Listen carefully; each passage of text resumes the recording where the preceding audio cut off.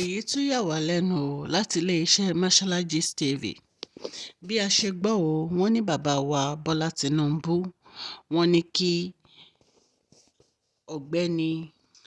ọ̀gbẹ́ni Musiliu Ayinde Akínsànyà, ẹni tí gbogbo wa mọ̀ sí MC Oluomo, wọ́n ní bàbá wa Bọ́lá Tinubu pàṣẹ pé kán fi ipò alága onímọ́tò sílẹ̀ o. Ẹ jẹ́ ká jọ gbọ́. Bí a wá ṣe gbọ́ o, wọ́n ní ìwádìí wa sọ wípé okùn àjọṣepọ̀ èyí tó wà ní àárín wọn, báwo ni ò ṣe ní já báyìí nígbà tí bàbá wa Bọ́lá Tinubu pàṣẹ wípé kí alága onímọ́tò National Union of Road Transport Workers ẹ̀ka ti ìpínlẹ̀ Èkó, Alhaji Musiliu Ayinde Akínsànyà tí gbogbo wa mọ̀ sí. Wọ́n ní bàbá wa Bọ́lá Tinubu sọ fún MC Oluomo wípé kí wọ́n gbé ìjọba onímọ́tò chairman of onímọ́tò lẹ́kọ̀ọ́, wọ́n gbé fún Alhaji Sego. Wọ́n ní ọ̀rọ̀ yóò tẹ́ MC Oluomo lọ́rùn, tí gbogbo wa mọ̀ sí MC Oluomo. Bàbá wa Bọ́lá Tinubu pàṣẹ pé kán fi ipò alága ìpínlẹ̀ Èkó onímọ́tò sílẹ̀ o.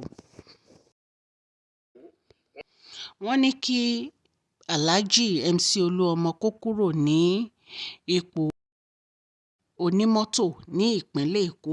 Wọ́n ní bàbá wa Bọ́lá Tinubu ló sọ bẹ́ẹ̀. Wọ́n ní kí wọ́n gbé ipò alága yìí, wọ́n ní kán gbé fún Alhaji Mustapha Sego.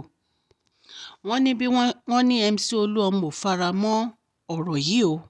Wọ́n ní pé bí wọ́n ṣe ń bá ọ̀rọ̀ wọn lọ, wọ́n ní yúnìtì ẹgbẹ́ wọn, wọ́n ní kí wọ́n dá 700 million fún àwọn.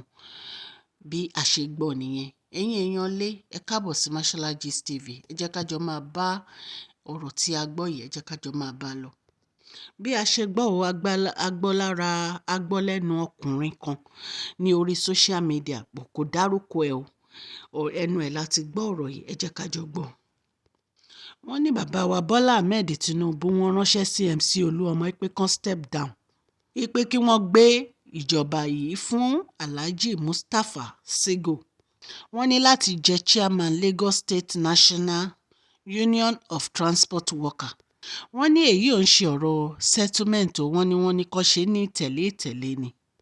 Wọ́n ní wọ́n fi àṣẹ sí kábíyèsí lẹ́nu o, ọba Elégùṣì, wípé kí wọ́n sọ fún MC Oluomo o, wípé kí wọ́n jáwọ́ nínú gbogbo àwọn nǹkan tí wọ́n ń ṣe yìí, wípé kí wọ́n fa ọwọ́ Alhaji Mustapha Sego o. Wọ́n ní kán fa ọwọ́ wọn sókè. Wọ́n ní ọba kì í dábàá, wípé ọba ń pàṣẹ ni o. Ẹ jẹ́ ká jọ gbọ́ ọ̀rọ̀ tí arákùnrin yìí ń sọ. Àwọn ni wọ́n ń sọ̀rọ̀ ní abẹ́lẹ̀, àwọn ni a gbọ́ ọ̀rọ̀ lẹ́nu wọn lórí social media. Alhaji Mustapha Sego kó jẹ́ chairman Lagos State Union Transport Workers. Speaker wà ń bẹ̀, Fẹ́mi Gbàjàbíàmílà. Senator Wasiu Abdulwasiu Sanu Ẹ̀ṣinlókun wà ń bẹ̀. Eléyìí ò ń ṣọ̀rọ̀ settlement, wọ́n ní kó ṣe ń tẹ̀lé. Ọwọ́ fi àṣẹ sí kábíyèsí lẹ́nu.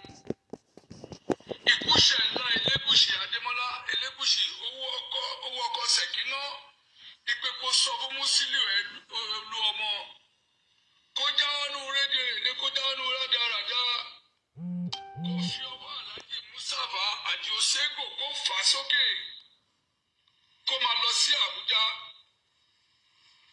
Ọba kì í dábàá, ọba ń pàṣẹ ni. Ó di ìjẹta lénìí. Wọ́n wá ní kò gbọdọ̀ gba kọ́bọ̀ lọ́wọ́ ẹnikẹ́ni.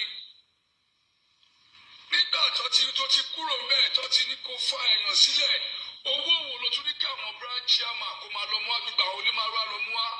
Going to 700 million. Owó wo ni Musiliu MC Oluomo kí ló fẹ́ kọ́lọ́hún ṣe tí ò tí ì ṣe fún ẹ? Níbi tí Ọlọ́run kẹ́ ẹ dé, owó tó máa ná, tó yàwó ẹ máa ná, tọ́mọ ẹ máa ná, táwọn ọmọdọ́mọ ẹ máa ná ti wà lọ́wọ́ ẹ. Má fi ọwọ́ ara ẹ fa wàhálà sí ẹ lẹ́sẹ̀. Musiliu MC Oluomo má gbowó lọ́wọ́ branch chairman kankan. Nísìnyí ó sọ pé ẹnu bàbá Bọ́lá Ahmed Tinubu rùn pé kó ṣe ohun tí wọ́n máa ṣe. òun sọ pé ẹnu Fẹ́mi Gbàjàbíàmílà àrùn spíkà Nàìjíríà òun sọ pé orí ọba ẹnu ẹ̀rùn kábíyèsí Kúṣẹ̀lọ Elégùṣì ihun tí àyà kan bá rí igba àyà lórí ihun tí Sáìdì Elégùṣì sọ Ìkúṣẹ̀lá gbogbo ọba aládé ló sọ o ihun tí àyà kan bá rí igba àyà lórí ihun tí kábíyèsí kan bá sọ lẹ́kọ̀ọ́ gbogbo kábíyèsí ló sọ àpárapọ̀ kábíyèsí ló sọ. Mo ń fi àsìkò irú ẹ̀ Musiliu MC Oluomo tó gbẹ tó bá gbọ́ fídíò mi yìí ẹ bá mi pèsè dé ọ̀dọ̀ Musiliu MC Oluomo gbogbo ọmọ ẹgbẹ́ National Union Road Transport Workers ẹ bá mi ṣí àfídíò mi kó dọ̀dọ̀ wọn. Wọ́n ní Musiliu MC Oluomo ní kẹ́ má fún kọ́bọ̀ kò sí ohun tó lè ṣe. Wọ́n ní gbogbo ẹ̀yin branch chairman àti ọlọ́kadà ni àti onímọ̀rọ̀ ni àti onímọ́tò ni wọ́n ní ẹ̀ẹ́dọ́lọ̀ fún Musiliu MC Oluomo ní kọ́bọ̀ gbogbo ẹ̀yin ṣèkó ṣáájò gbogbo ẹ̀yin ṣèké ṣáájò mò ń bá dárúkọ yín ní kọ̀ọ̀kan gbogbo ẹ̀yin òjẹ́lé orò òjẹ́lé gúgú mò ń bá dárúkọ yín o mo fẹ́ lé akátá lọ kí wọ́n bọ̀ fẹ́ nìyẹn ni Alhaji Musiliu MC Oluomo jókòó ara ẹ̀ jẹ́ tó bá kírètì ẹni wàhálà ọmọ àdìgbẹ́ wanted kò sẹ́ni tó ń bá ìlú jà o ò lè bá ìlú jà o ò lè bá ìjọba jà kó rọ́mì o ọmọ àdìgbẹ́ wanted Ọlọ́run ti ṣe ohun tó ń fẹ́ fún ẹ jókòó ara ẹ jẹ́. This is special announcement. Ọba kábíyèsí Adémọ́lá Elégùṣì Ìkúṣẹ̀lẹ̀ owó ọkọ̀ Ṣèkínà. Babájídé Sanwó-Olú. Àwọn sínétọ̀ Abdul Wasiu Sani Ẹ̀ṣinlókun. Abdul Hakeem Fẹ́mi Gbàjàbíàmílà àti bàbá wa pátápátá wọ́n lò gbọ́dọ̀ gba owó kọ́ńbọ̀ lọ́wọ́ gbogbo ọmọ onímọ́tò kankan. Owó kí ló fẹ́ gbà? Tó bá jẹ́ pé Alhaji Musa Basego lórí kọ́ bó wá ṣe àgbọ̀ yẹn ipò òun ní chairman. Má ní àwọn èèyàn lára Alhaji Musiliu MC Oluomo má gba kọ́bọ̀ lọ́wọ́ ìjọba ní o má gba kọ́bọ̀. Àṣẹ wá láti Àbújá ni ihun tí ì sọ fún ẹ̀yìn àṣẹ wá láti Àbújá ni wọ́n ti pè é kọ́kọ́ bẹ́ẹ̀ sọ́nbàgbà. Gbogbo ẹ̀yin bá ń chairman ẹ̀ má fún Musiliu MC Oluomo ní kọ́bọ̀. Àsìkò ọdún lọ́wọ́ àyè ẹ lọ fún tọ́jú ra yín náà ẹ tọ́jú onílé ẹ tọ́jú àlejò tí Musa Badi Osego tó bá ṣe handover fún àmọ́ ohun tó máa ṣe gbogbo ẹ̀yin ṣèké ṣáájú òun yìí ń gbà bá yín máa dárúkọ yín kọ̀ọ̀kan ni.